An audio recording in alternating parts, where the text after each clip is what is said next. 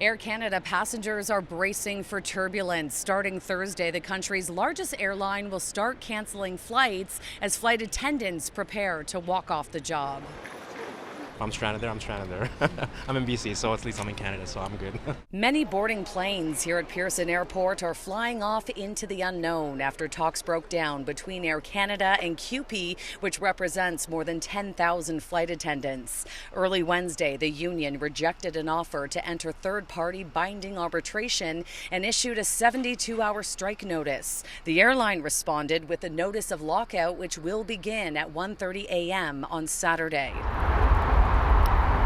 Air Canada says its contingency plan is now being triggered to begin winding down operations. Starting Thursday, some flights will be suspended, more will be canceled on Friday, and then all flights with the main airline and Air Canada Rouge will be grounded by the weekend. Oh, well, that's going to be fun to get home on. At the end of the day, things aren't in your hands, so kind of got to go with the flow. The two sides have been negotiating since March over key issues like wages, work rules, and unpaid hours. There's a lot of bad blood, in my opinion, going on in these negotiations. Aviation industry expert John Graddick believes a work stoppage is a likely scenario, telling City News the tone is concerning and bargaining has stalled on several issues, including the union's main sticking point of unpaid labor when planes aren't in the air. Carriers are starting to recognize that need, and we have a few carriers that have started to implement that practice now. Air Canada is being pushed to do that by the flight attendants. We're going to have to go through a strike in order for us to get to the possibility of negotiating common ground.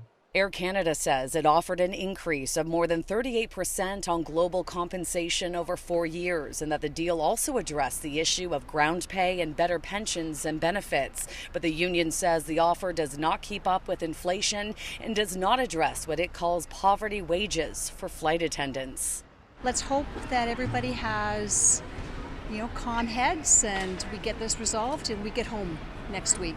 Now, Air Canada says that customers will be notified about canceled flights and they will be eligible for a full refund. Efforts will also be made to get passengers on other carriers, but the airline warns there is limited space due to the busy summer travel season.